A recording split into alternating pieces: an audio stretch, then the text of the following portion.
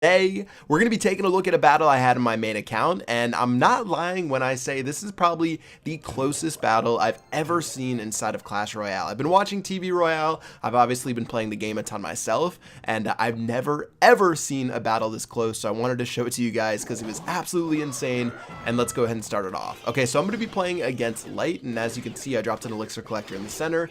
I dropped my Barbarians right as that Hog Rider went down, and turned out to be pretty inconvenient, seeing as he got a bunch of damage off and ended up killing it. But so far we're just trading blows in the very beginning. I'm using my mirror deck where I might mirror my baby dragon, I might mirror my prince, I might mirror the spear goblins depending on what I need, and he's actually going to drop a lightning to try to kill some of the units from my push, and it actually worked out pretty well. I don't think it was worth it elixir wise, but he does have the Hog Rider as well as the archers running down the lane now. I don't have any great counters. I'm going to have to end up using my free spell, and luckily I was actually able to catch everything, and after dropping my barbarians we were able to not take any damage from that push, and that worked out pretty well. Now of course he does have a 4 elixir lead. He's going to spend that on the elixir pump and decide to play his archers to take out my barbarians. Actually pretty well played, and so far in the very beginning things are pretty status quo. I do have some good damage on the right hand side, and taking a look at our decks, obviously none of us have a defensive building besides I guess this tombstone, but that's a spawner more than anything, so things are definitely going to heat up in just a bit. And with a minute and 30 seconds left, he decides to use a lightning spell on both my crown tower as well as my elixir pump. So I really don't mind that trade. I don't feel like it's a very good trade to use the lightning spell on just those 2 buildings, but anyways, we're going to go ahead and use our prince to stop this Hog Rider, and now that we have a little bit of elixir, we can probably drop something like our spear goblins to help out. And now that our prince is charging down the lane, he's just going to start making his way through. I throw my arrows in a little bit of desperation, trying to get some damage onto the tower. Probably not the best idea. Our prince does end up getting a single hit off on that tower though, which is really nice. And with the archers coming down the lane, they're going to take 4 shots to take out, and seeing as he really isn't doing too much, I'm going to drop another mirrored elixir collector towards the very bottom right. So at this point, 1400 HP left on our tower. We do need to worry about getting lightninged out, and he's going to use a mirror lightning against our bottom right hand tower, which must have cost him a ton of elixir. It's 7 elixir to mirror your lightning. And at this point, I know it's all or nothing. Let's go ahead and start making a push down the right-hand lane. We've got the prince, we've got the baby dragon, a couple of barbarians, as well as the spear goblins. He throws his arrows, which end up killing a lot of my troops. But still, we're going to mirror our prince down the right-hand lane. And then now that our prince is going crazy, he's going to go to the tower. We've got him going crazy and eventually getting taken out by that tombstone. And with only 5 seconds left, 914 HP left on my tower, he can use the lightning and then mirror it, and it's going to give him the win. So I drop my baby dragon, I drop my spear goblins. As soon as they start running down the lane, what the heck happens? I end up winning by just a sliver. I couldn't even believe it, but we both start spamming WoW.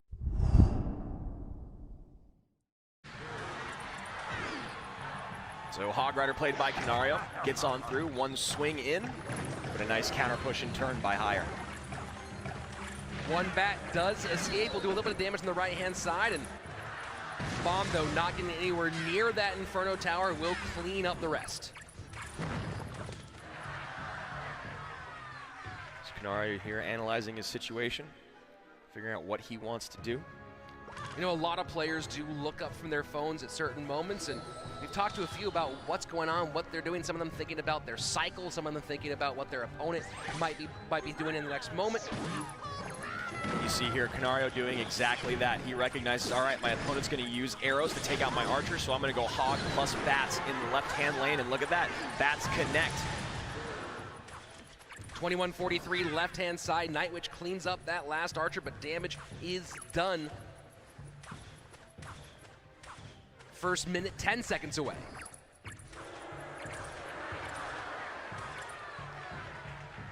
So both these guys playing very, very slow and calculated. Giant skeleton left lane, and Canario taking a moment to consider his options.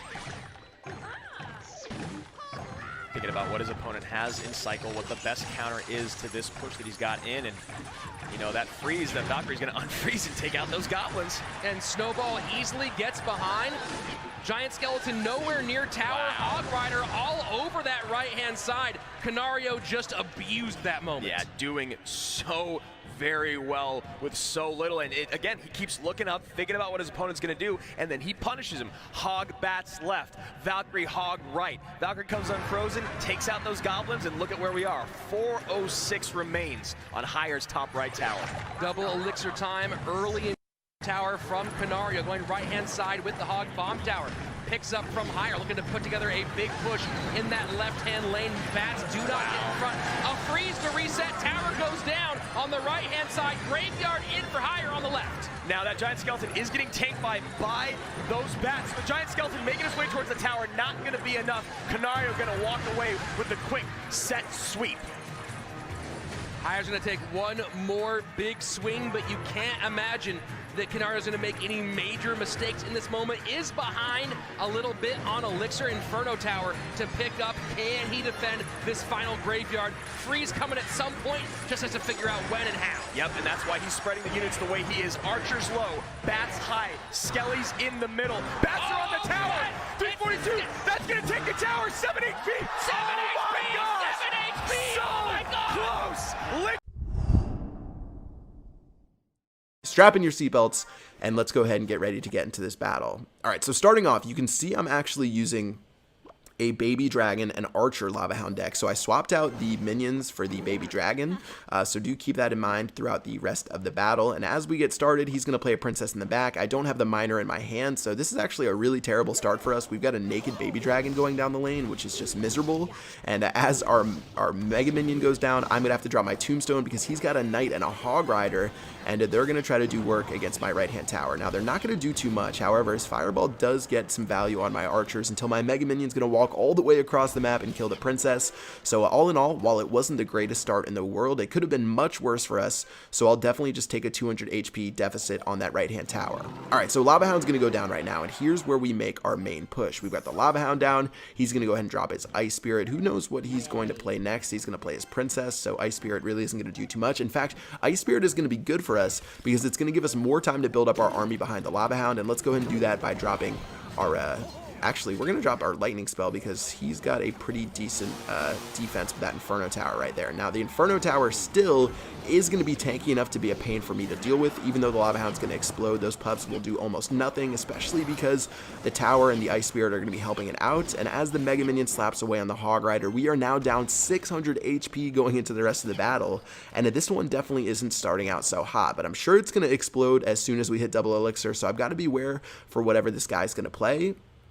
And let's actually go ahead and switch our target of attack. And rather than attacking the right-hand side, I'm going to switch to the left. Now, even though I do have 300 to 400 damage done on that right-hand tower, I know he's going to be attacking this left tower for the rest of the game, just because that's where he's going to be sending his Hog Riders. So I'm going to switch things up. Let's go and start attacking over there. Princess will kill my archers, which is a little bit unfortunate. But now let's see what he does in response. And he's going to play another Inferno Tower, as well as he's going to play a Hog Rider. All right, so Hog Rider will die to my tombstone right there, and I'm going to zap down that Inferno Tower so it doesn't get, I guess, too much against my Lava Hound before eventually it probably will be able to take it out. But now that everything's going to explode, Fireball will help out a little bit against that massive amount of troops, but unfortunately his skeleton army will stop my Mega Minion from getting to his tower, so I'm just really struggling to get to his tower at this point. He's got such good defense against what I'm running that it's making it really difficult to get any sort of damage off, and even though I'm playing good defense myself, I know that we're going to have to play pretty well to get that first tower of the game and try to end up stealing this victory. It's obviously not going to be a 2-crown-to-1 game, a 3-crown game. This one's going to be 1 crown as we approach overtime. He's going to go ahead and drag my Mega Minion with a Knight. That was a really nice play by him. And with 9 seconds left in the battle, let's go ahead and see what happens. He's got his Hog Rider going down the right-hand lane this time, which is strange. And with his log being played perfectly, that actually worked out really well for him. So now that the Hog Rider's there, the Hog Rider's going to be beating down my tower, but I don't care. I'm going to go ahead and see if I can take down his tower. Even though my tower's dropped all the way down to 611 HP, I've got my Lava Hound over there. I've got the Miner going down as well. I've got some archers. I'm going to drop onto this princess because they're being so annoying. Zap Zap Spell is going to help out against the Skeleton army, and my Lava Pups are going to try to burn down that Knight, but we are down significantly in HP. He's going to drop another Hog Rider down that right-hand side. This time the log will not work out. I've got the Mega Minion helping out against the Hog Rider, but the Hog Rider will take one hit against the tower, dropping it down to 280 HP, and with the Fireball going down, this is my last chance. Now, Miner's going down, Archer's going down the left-hand lane. I have to win during this push. Let's drop our Lightning Spell. Lightning Spell is going to hit everything. The tower is going to go all the way down to 1 HP. 1 HP will be how we lose that game. Feels terrible. Ugh, so annoying. In the right order, got it done, and now here we are, game number 5. Here we are, game 5. Surgical Goblin, Morton, SK Liquid. And there's your new holiday emo. Morton splitting skeletons, and then Archers in the back. Feeling more like Hoggy Q. Probably unlikely to see, there you go, not going to see 2.9 here. It would have been amazing. It would have been crazy. So feeling so far like Bridge Spam versus Hoggy Q. There's poison value there from Morton. Interesting there with the poison. So not Hoggy Q, obviously. Wow. Beautiful. Beautiful. And that's what Morton does, gets it done in tight spots, and now Mega Minion, a couple big swipes on the right-hand side, down to 20-60, first minute of gameplay away. 500 HP separating these two now. Morton in the lead and riding high. Surgical going P.E.K.K.A in the back, left-hand side. Morton not pressing the action. Surgical having a bit of an elixir advantage, recognizing it, and that's what you're supposed to do when you're playing with P.E.K.K.A in hand. If you have a big elixir advantage, cycle it in the back. Royal Giant in front. Sorry, Royal Ghost. Yeah, Royal Ghost there to pick up the skeletons in case they're dropped in front, and a great magic archer from Surgical Goblin. And that Inferno Tower just burning off the P.E.K.K.A, going to take care of that Battle Ram as well. Blood drawn on both sides, and Morton took all that piercing damage just by a misplaced card. So here we go, 15 seconds away from double elixir time. Morton did not like that. You can see it on his face. Yep, Surge recognizing the cycle, knowing Skellies weren't there. Morton has to spend 6 to defend 3. P.E.K.K.A on the board for Surgical Goblin. Royal Ghost ahead. He has got to figure out a way to get on top of this Magic Archer. High poison will take care of the Magic Archer, but a Zap does a great job, and that's going to be a nice connection. P.E.K.K.A, does she get a swing? She does not. Unbelievable defense from Morton. Incredible, incredible composure from the German. Final 30 seconds of regulation. Morton has not had a chance to load up at all on the right-hand side. Surgical Goblin keeping the pressure, doing what you do with Bridge Spam, not letting you breathe for even a second. Morton just having the most difficult time breaking through, getting his win condition down. And that is a lot to deal with. He zaps the Skellies! That was the zap on the Skellies to reset the Inferno, but the Skellies then did not kite. Wow, beautiful play by the most decorated player in Clash Royale history. And finally, Morton gets down to Graveyard, but that feels like a desperation Graveyard. Poison is getting some value on the Magic Archer, E-Wiz, and Royal Ghost. Missing those first couple ticks could be detrimental on that E-Wiz. Never mind. Snowball gets in, Zap behind, Skeletons to kite, Magic Archer trying to create some room. P.E.K.K.A will go down to the Inferno Tower. Skeletons played right on top of that Royal Ghost. One Magic Archer arrow came in, cleaned them all out. Morton's got to do a little bit better job of utilizing those Skellies. Surgical Goblin playing brilliantly thus far. Morton trying to find a good spot to take an advantage. And most likely that last card from Surge is poison, and he has not used it yet to defend the Graveyard because he wants these big counter pushes to come in. Final 60 seconds approaching. Only 300-ish HP separating these two players. Graveyard one more time for Morton. Needs to get any damage in on that tower. Poison comes down. That's not going to be enough to put him in the lead. Especially because most likely that last card is poison. Borden has to spend a little bit on the right-hand side just to not eat a massive amount of damage. And here we go, left-hand side. Magic Archer not put in the right spot. Just barely falling short on that geometry. Valkyrie high, nope, Skelly's come in. Magic Archer still does not connect. Morton might be able to take this, Rich. This is absolutely wild. Graveyard down, and now Surgical Goblin going high with the Royal Ghost. Bandit trying to defend against Graveyard. Skelly's trying to get to the tower. Poison is down, but we have Morton in the lead. If he gets the snowball down and Surge zaps, he still wins. Inferno Tower high. Magic Archer makes a shot. Connecting. Magic Archer gets another shot. Martin trying to get Graveyard on tower. Poison gets down. 7